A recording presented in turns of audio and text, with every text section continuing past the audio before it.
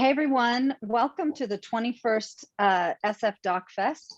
I'm Gigi Haycock, one of the programmers at the festival, and you have just watched Were Hyphy, and we're very fortunate to have the director Lawrence Madrigal with us, along with producer Jason O'Mahony. Did I do that even closely? That's perfect. Yeah, it's a hard name to I'm say. not Irish. Yeah, but O'Mahony, O'Mahony, whatever. Yeah. Okay, great. I did try. And thank you both for being here. What I really wanted to start off with is that I was kind of looking into your film, and I clicked on your Instagram, and I saw so much enthusiasm and excitement for having actually seen the film maybe, and then coming up in San Francisco. And so since it's, Bay Area based, I think it's fantastic. And I'm really happy that you're doing it virtually and also at the Roxy on June 4th at 8:45 p.m. in person. So that's really great. And Jason, you're from Ireland, and I'm just kind of curious how the collaboration started with you and Lawrence. Lawrence and I used to actually work together in the Bay Area, and I got to the Bay first when I got a green card when I was 19 years old, and I kind of grew up through rave culture, and Lawrence was telling me all about hyphy culture, and I literally heard nothing about it, but there was an awful lot of similarities kind of between how I grew up and the music that I was madly in love with, and like the music he was madly in love with when he grew up. And so the more and more of the stories he told me, like, it literally just blew my mind. I was like, okay, this is insane. I don't know how it is that I've never heard about this. And I felt that if like hyphy was so interesting to me, then it probably would be interesting to a ton of other people as well, because there's sort of a wonderful universality to the story.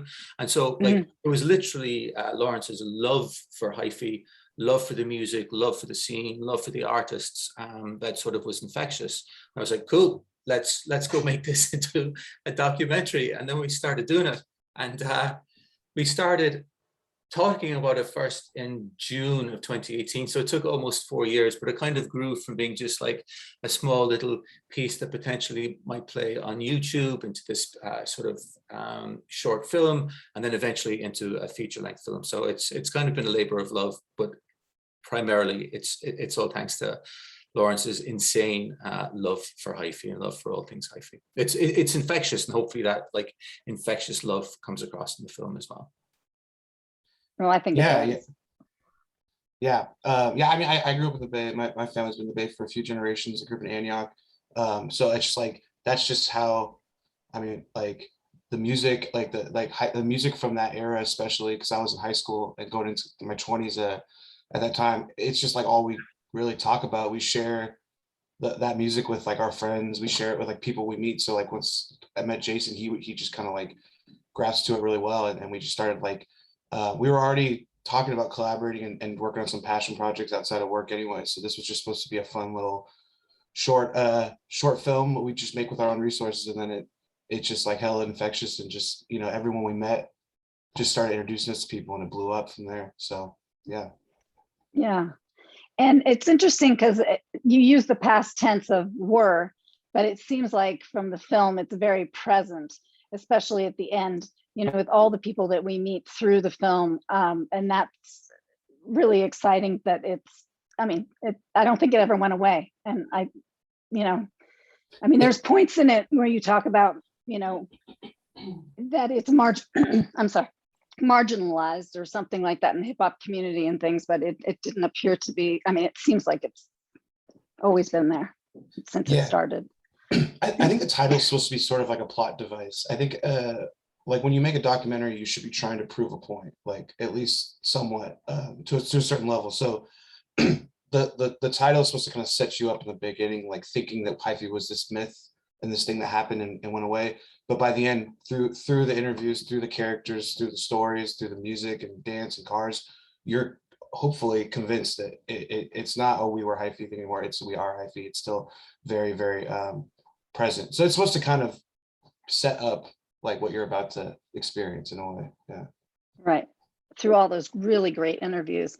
In the Urban Dictionary you have in the very beginning, which says it defines it as dangerous, irrational, and then crazy. And then, but at the same time, amusingly eccentric and without inhibition and goofy. And I definitely got that feeling through the fashion, you know, and then the turfing and all that kind of stuff that was integrated into it and had a real personality of its own. I think that's what kind of makes the this story so interesting. And what we tried to do as well is we tried to make the film so it would be good for both audiences, sort of audiences like Lawrence, who grew up in the Bay Area during Hyphy and were like intimately sort of acquainted with the music and with the cars and with the dance, but also for people that were complete newbies like me, so people could come to the film without necessarily knowing anything about Hyphy and enjoy it. But that kind of goofiness, that fun aspect of it is something that I wasn't aware of before we started making the film. And there's this beautiful quote in it from Raphael Casal, who's actually quoting David Diggs. And he says, I think the quote is like, Diggs always says, if you're gonna call us dumb, we'll show yeah. you how beautiful dumb could be. Yeah. Yeah, and I think that's amazing, and I kind of think that that kind of captures the spirit of Hyphy. It's just this kind of funny, kind of all-encompassing movement, really, that took something that could have been sort of ugly and could have been misrepresented and turned it into like this beautiful, expressive kind of movement. So yeah, I think the goofiness is something that was inherent in it. At least that's from a perspective of somebody who wouldn't have been as well aware of it as Lawrence would have been. What do you reckon about that, Lawrence? I mean, I love that quote. Yeah, I think like the kind of playfulness of that side of Hyphy. I mean, Hyphy is very multidimensional, right? It could also be like a frustration state of mind too. But I think that playfulness really, you got to give the credit to Mac Dre as like that level of confidence and just kind of creativity that just oozed out of him. You know, that kind of he kind of, I think, gave people inspiration and permission to kind of just be like unique and wacky if you want to be, and also be really serious and like, you know, like not messing around, you know, but like it's like you can kind of be multidimensional and be both. And I think Mac Dre was like the kind of spark and the kind of like the trendsetter in that element of the kind of Bay Area kind of like swagger, I'd say. Yeah. I think it almost ties into the Bay Area as well. It's interesting that you said that, because like if you look at what's happened in the Bay Area all the way back to sort of like 1849, it's been at the cusp of these kind of grand movements, whether it was like the Beats in the 50s, the hippies in the 60s, like punk in the 70s, EDM, gay liberation in the 80s. Like, so there's something sort of magical about the Bay Area. And it's almost, I don't know what it is, whatever it is about the Bay Area, it kind of comes out in these various different movements, and it certainly seemed to come out in Hyphy as well. So there's a whole kind of broad spectrum of feeling both in the Bay and about Hyphy, which is interesting, particularly if you didn't grow up in this area, to come to a place which is almost, it's magical. It's cool to see the influence that it had on youth culture and has continued to have on youth culture for, geez, almost 3/4 of a century now. Yeah, Yeah, you definitely said that in the beginning, right? definitely. I'm sorry, Lawrence. Oh, my bad. Sorry. I think like I think Hyphy should be recognized as one of those epic like historical Bay Area moments, just as important as the counterculture, you know. And I think like a good reference for that is also, you see her in the documentary, Dr. Moore from CSU Sacramento. She wrote her dissertation on how Hyphy sparked a social movement, and I think without her and that original research and insight from her paper, like we wouldn't have been able to. In addition to Pendarvis as well, he had a lot of inspiration on that too, but we wouldn't have found our way there without them. So I'm just, yeah, I think it's great that you brought that up, Jason, that it is like one of those big pillars of Bay Area resistance, you know? Yeah, that's great. And that's kind of brought me to my evolution, which is carried throughout the film, and each of the sections, which are, you know, explaining it to people who may not know the culture and those that are very familiar with it. It was kind of, I love the way that you did the graphics and, you know, kind of gave an explanation of things. I think that it was playful and it was helpful. So at the same Thanks. time, and yeah. That was And all 100% Larry. The dude is a genius. Like, not only did he direct it, he edited the film as well. So all those little touches, like the sort of the cool photographs that come up as it's being introduced. That's all thanks to Lawrence. I I gotta give credit back to Jason though, and just other people working on the film that weren't that didn't grow up in the hyphy movement, because the first cut of the film was a very Bay Area lens. Like it was very niche to it wasn't as explain, like it didn't explain as well, kind of like breaking down things to people that weren't there. So that was great having Jason as a partner on this. Is could become kind of being like an outsider perspective, and then me being someone who grew up here, it kind of like it let us kind of think about both audiences. And I hope we hit both, and found a good hybrid. But yeah, that was important too. That it evolved a lot from that original cut. Yeah. You also didn't shy away from some of the violence and the tragedy that happens within the, all of it, and then leading into what's happening now. I mean, you've got well, the movie Fruitvale, which is based on, Oscar. Sorry, why am I forgetting? Oscar Grant. Yes, sorry, Oscar Grant. And and then the Black Lives Matters movements. It seemed like it all kind of came into that as well. I think it was. I mean, that time in the Bay Area, the early 2000s, was a pretty, like, especially in Oakland too. Like a very dismal time. And it wouldn't be right to talk about hyphy without talking about what the climate was at the time. And again, I have to give credit back to our interviewees, because like we had an idea of what we wanted to make with this movie, but that was something that we learned and researched and became more and more aware of as we talked to more people, especially Dr. Moore and Pendarvis, and Tracademics. So it's like that's the story that I don't think doesn't always get brought together with all the fun and stuff. So it was just like you couldn't make a movie without at least going into that. I think as well, like three of us that used to work together. The third partner in this is Ryan. So Ryan, Lawrence, and I used to all work together. And honestly, when we set out to make this, it was genuinely going to be like a little 5-minute piece that we we're going to put up on YouTube.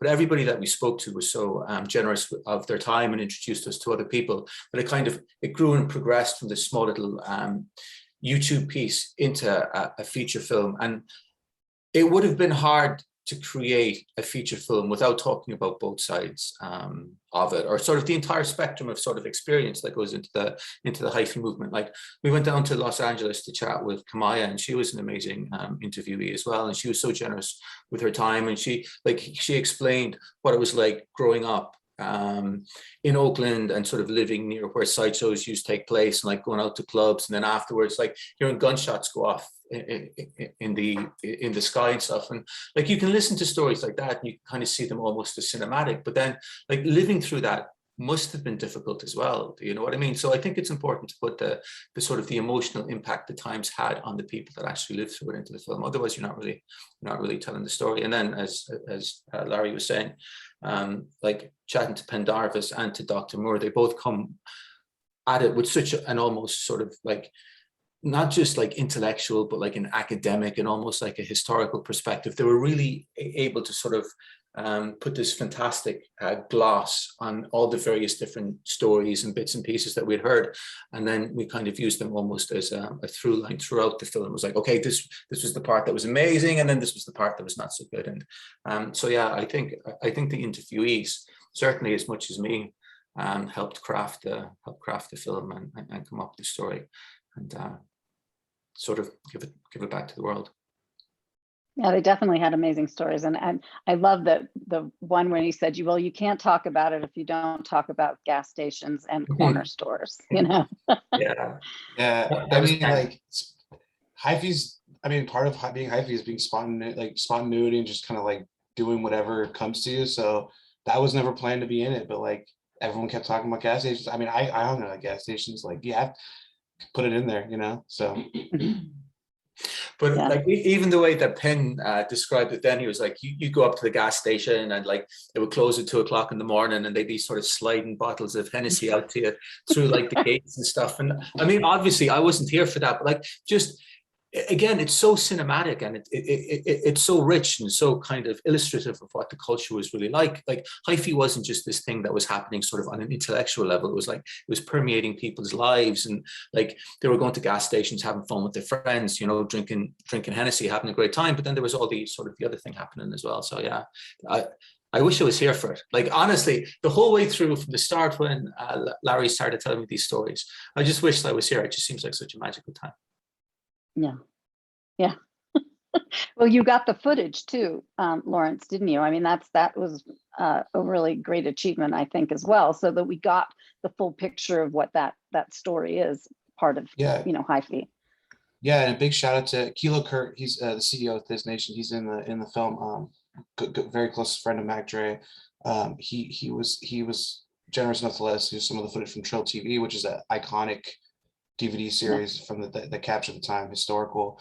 And then also big shout out to D Ray, who's also in the film, but also one of our executive producers. She literally captured history through photographs, through all of that. And she like literally it's some of the only photos of that era in such detail. And we met her, and she was awesome, and she became part of the team. And she collaborating with her and using her photos was a massive improvement to the film. So between those two resources, it was like, yeah, that was because it's like before the smartphone, it's before people had iPhones, but not as accessibly as they do now. So like it's really kind of hard to really find that documentation of that era. People, it's just in people's memories, which makes it even more special, I think. Yeah, and also getting people to know where to go when. I mean, I know there were places that it usually happened, but back it's not as easy as now to say, hey, show up at blah blah, this is going to happen.